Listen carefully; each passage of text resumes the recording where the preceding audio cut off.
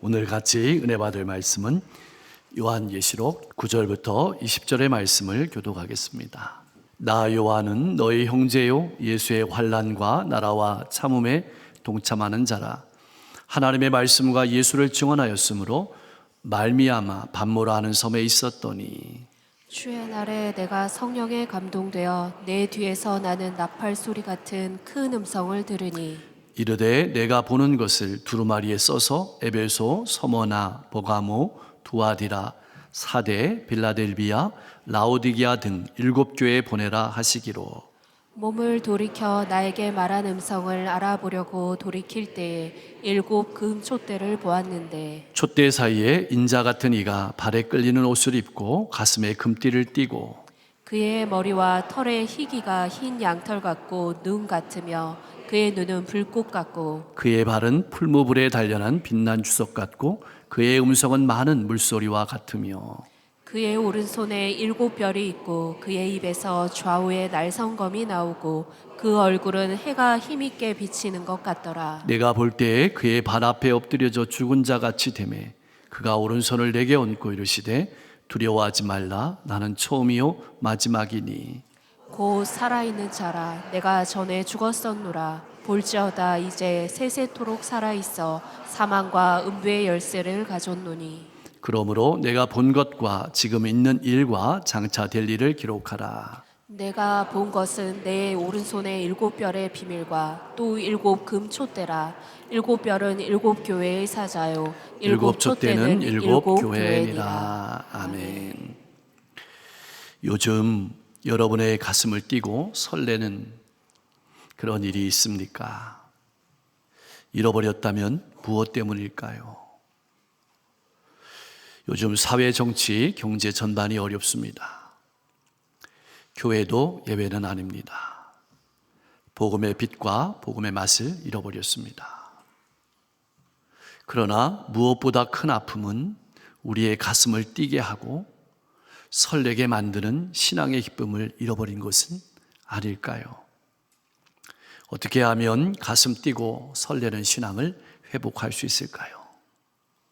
어떻게 하면 세상을 복음으로 환하게 비추며 잃어버린 맛을 되찾을 수 있을까요? 우리는 어디에서 소망을 찾을 수 있을까요? 하나님께서는 이 땅의 교회를 위해서 어떤 계획을 준비하고 계실까요? 2000년 전 그리스도인의 삶은 그야말로 소망을 기대할 수 없는 삶이었습니다. 환난과 핍박 그리고 목숨을 건 고단한 삶을 매일매일 살아내야 했습니다. 사도 요한도 복음으로 인해서 밤모라는 섬으로 추방되어서 갇혔고 도저히 내일을 기대할 수 없는 처지에 있었습니다. 사도 요한과 성도들의 마음에는 자연스럽게 질문이 생겼습니다. 정말 하나님께서 역사를 주관하시는 것이 맞는가? 예수님께서 정말 다시 오실까? 나의 어려움과 고난을 알고 계실까? 혹 나를 버리시는 것은 아닐까? 그런 질문을 품고 살아가는 하나님의 백성들에게 예수 그리스도를 통해서 보여주시는 성도의 과거, 오늘, 그리고 미래에 대한 하나님의 대답의 말씀이 본문의 말씀이고 계시록의 말씀입니다. 사랑하는 성도 여러분, 우리가 믿는 예수님은 어떤 분이십니까? 여러분은 어떻게 믿습니까?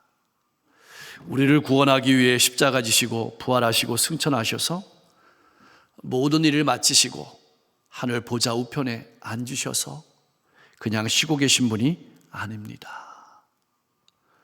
우리를 위해 성령으로 우리 가운데 오셔서 우리와 함께 하시고 우리를 지키시고 영원한 나라에 이르기까지 인도하시는 분입니다. 그리고 다시 오셔서 모든 역사를 심판하시고 종결하실 분이 바로 우리가 믿는 예수님입니다. 사랑하는 성도 여러분, 언제 우리는 소망을 잃게 될까요? 여러분은 언제 소망을 잃어버립니까? 두말할 것 없이 어려울 때입니다. 그렇다면 이것이 전부일까요?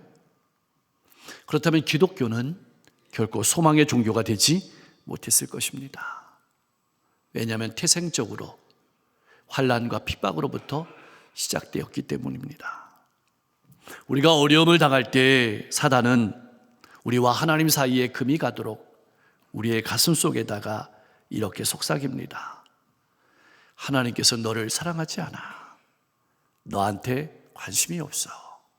너를 버렸어. 이것이 초대교회 성도의 현실이었습니다. 그런 성도들에게 주시는 약속의 말씀이 7절 말씀입니다. 주님께서 오셔서 우리가 믿음으로 모든 살았던 삶을 알아주신다는 말씀입니다.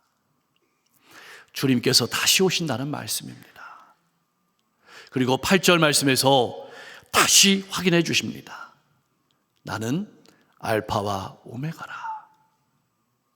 우리가 많은 분들이 이 말을 외치지만 이 말의 본뜻을 잘 모르고 외칠 때가 많습니다. 이 말은 처음과 끝이라는 뜻이기도 합니다.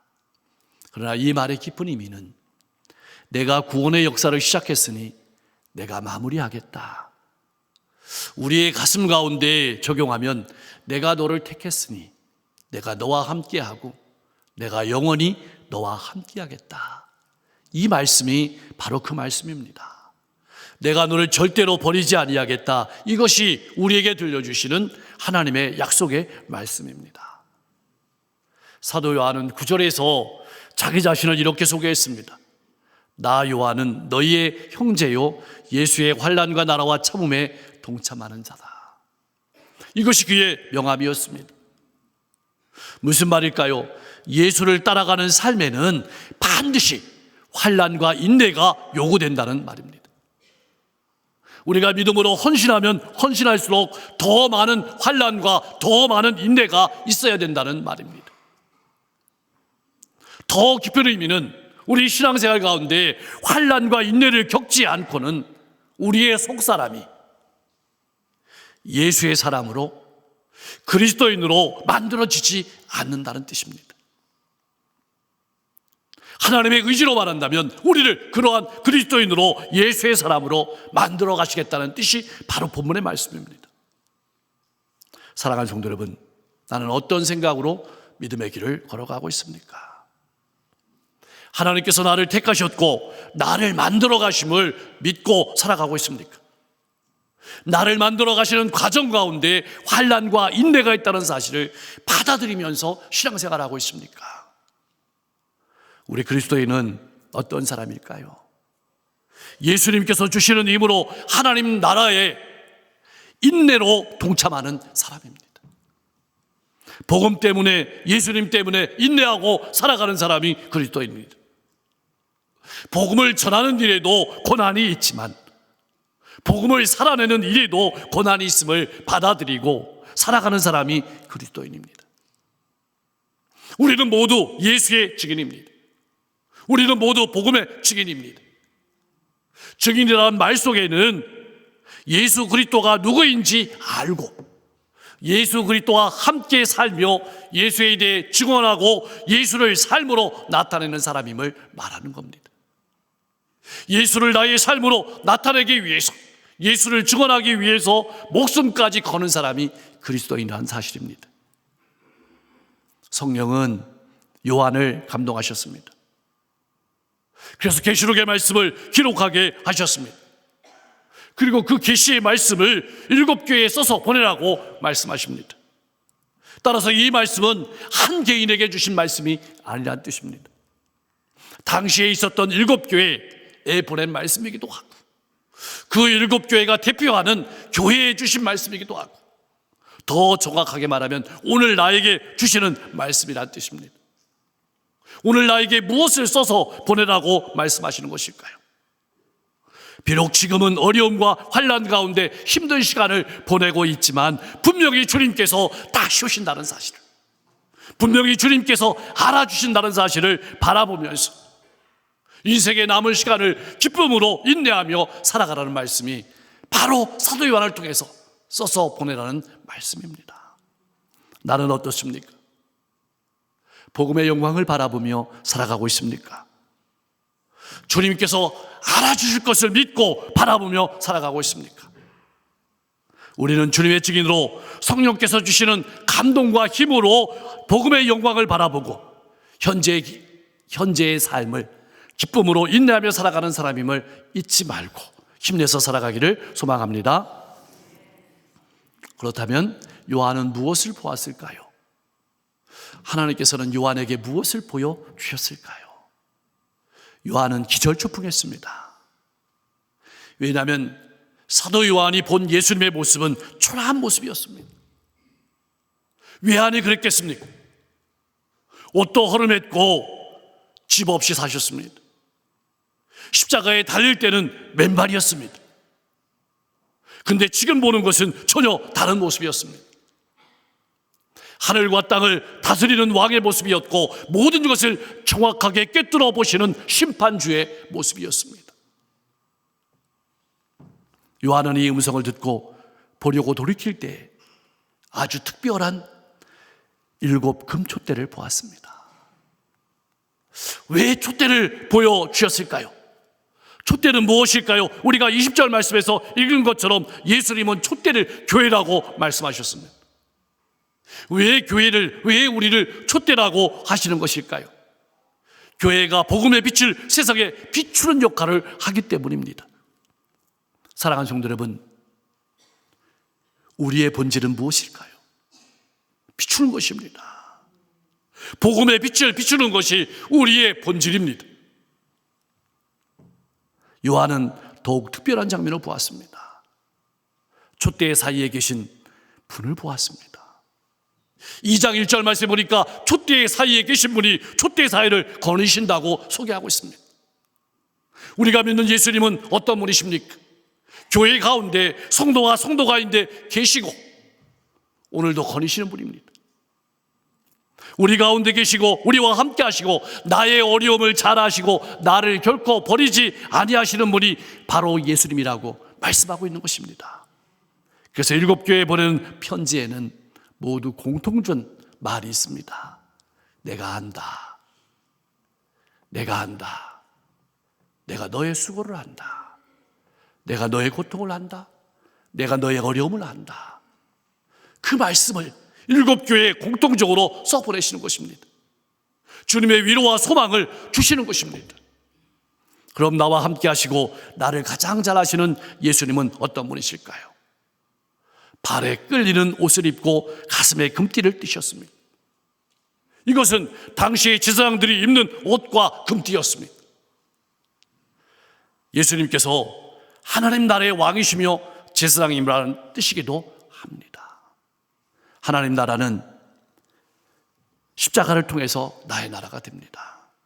따라서 십자가가 없으면 속죄도 없고 하나님 나라도 없다는 뜻입니다.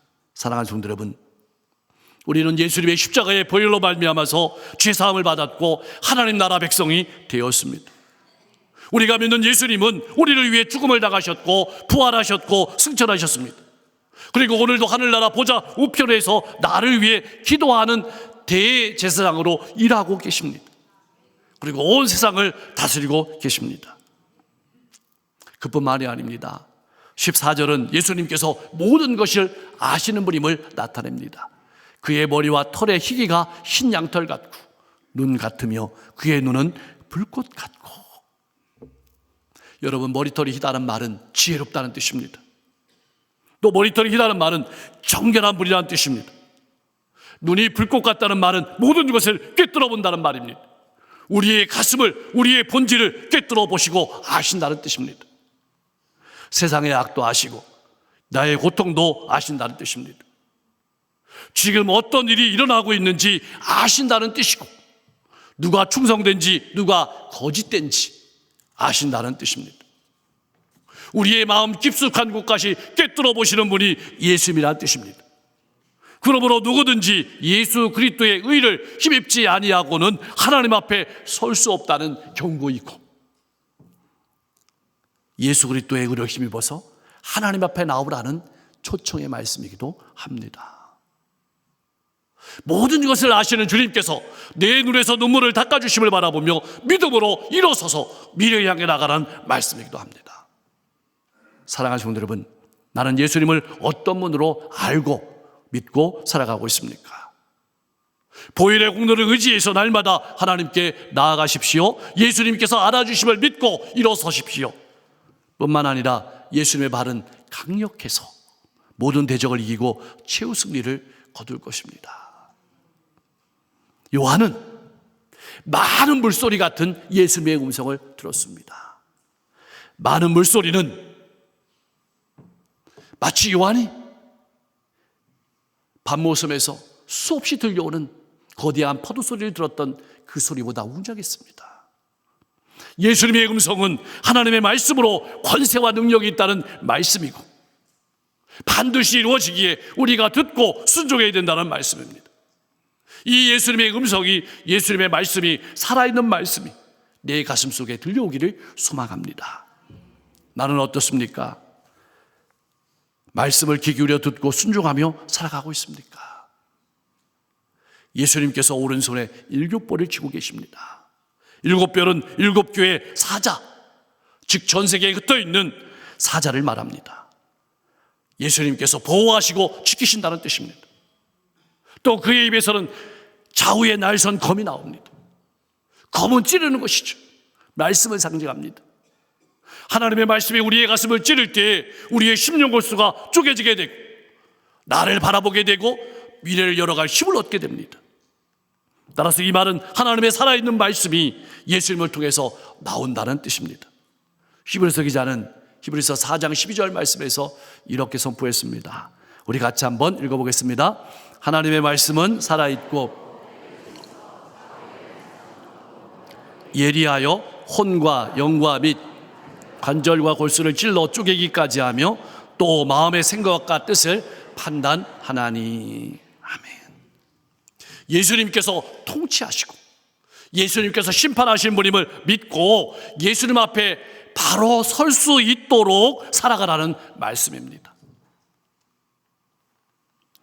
그토록 예수님의 얼굴은 해같이 빛났습니다. 이 말은 도저히 접근할 수 없는 영원하오신 하나님이라는 뜻입니다. 사랑하는 성도 여러분, 어려운 상황 가운데 있습니까? 미래가 불투명합니까? 나를 위해 죽고 부활하신 예수님께서 온 세상을 다스리고 계심을 믿으십시오. 주님께서 다 보고 계시고 알아주심을 믿으십시오. 재림하셔서 심판하실 것을 믿고 역사를 완성하실 것을 믿고 끝까지 믿음으로 나아가시기를 소망합니다. 요한은 이러한 예수님의 모습을 보았을 때 예수님의 발 아래 엎드려서 죽은 자같이 되었습니다. 그때 예수님께서는 요한에게 손을 얹으시고 이렇게 말씀하십니다. 두려워하지 말라. 이것은 우리를 용서하시고 위로하시는 주님의 음성이기도 합니다. 다시 말하면 나의 죄된 본성과 나의 연약함을 보는 성도만이 예수님께서 주시는 위로와 용서를 누릴 수 있다는 사실입니다. 사랑하는 성도 여러분, 나는 어떻습니까? 주님 앞에서 나의 죄됨을, 나의 연약함을, 나의 유한함을 뼛속 깊이 깨닫고 신앙생활하고 있습니까? 나의 죄됨을 뼛속 깊이 깨닫고 예배하고 있습니까? 주님 앞에 설 자격이 없다는 사실을 알고 예배하고 있습니까? 예수님은 이제 자기가 누구인지 분명하게 말씀하십니다. 나는 처음과 마지막이다. 예수님께서 구원의 역사를 시작하셨으니 예수님께서 종결하신다는 뜻입니다. 예수님께서 내가 너를 택했으니 내가 너와 함께하고 너를 지킨다는 뜻입니다. 왜 이렇게 말씀하시는 것일까요? 두려워하지 말라고 말씀하시는 것입니다. 예수님은 영원한 하나님이시고 역사를 주관하시는 분이기에 두려워하지 말라 말씀하시면서 18절에서 주님은 이렇게 말씀하십니다. 곧 살아있는 자라 내가 전에 죽었었노라. 볼지어다 이제 세세토록 살아있어서 사망과 음부의 열쇠를 가졌노니. 우리가 아는 것처럼 예수님은 분명히 십자가에 죽으셨습니다. 그러나 부활하시고 지금도 앞으로도 영원히 살아 역사하시는 분이시며 심판의 권세도 가지고 계시는 분입니다. 죽음을 이기신 분이기에 두려워하지 말라고, 두려워하지 말고 신앙하라고 말씀하시는 뜻입니다. 천국에 가면 죽음은 어떻게 기억될까요? 하나의 추억처럼 기억될 겁니다. 이제 요한에게 남은 것은 하나입니다. 하나님의 말씀을 기록하고 전하는 것입니다. 그렇다면 요한에게, 당시 그리스도인들에게, 오늘 우리에게 한 가지 질문이 남게 됩니다.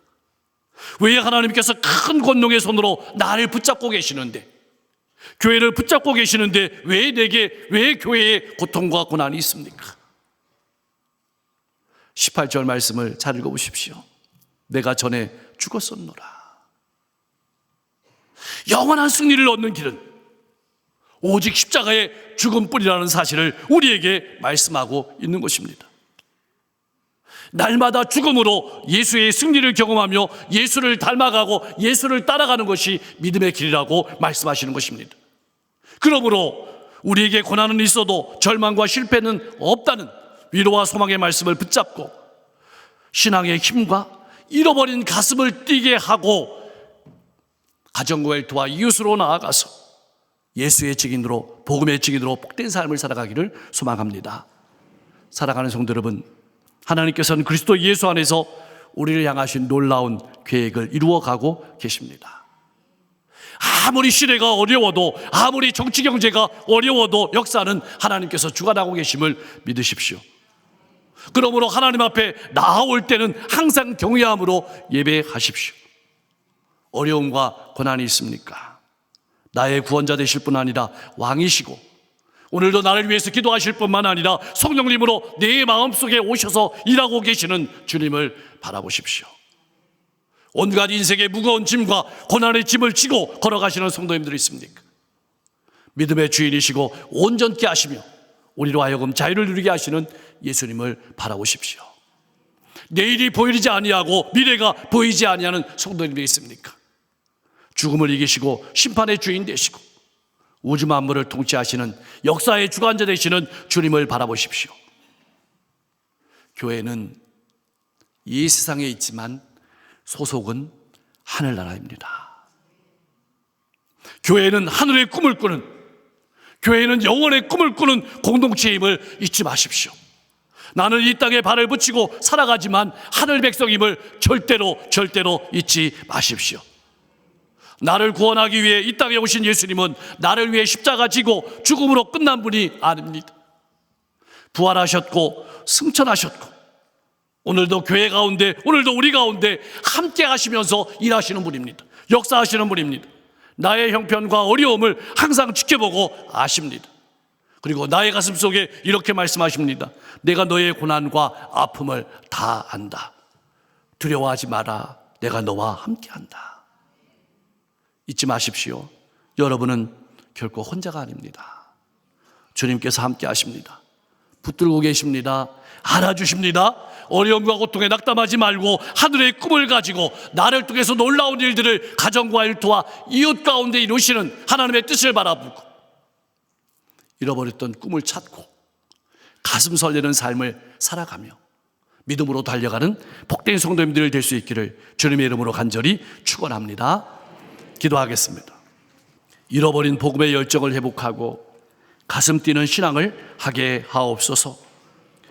예수를 따라가는 삶에는 환난과 인내가 요구됨을 알고 그 환난과 인내를 통해서 예수 그리스도의 사람으로 자라가게 하옵소서.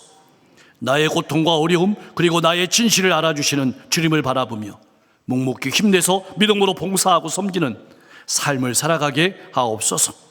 날마다 주님 앞에 나의 죄된 본성과 연약함과 유한함을 보고 엎드리는 예배자가 되게 하시고 주님의 위로와 소망의 말씀을 붙잡고 일어서는 신앙인이 되게 하옵소서.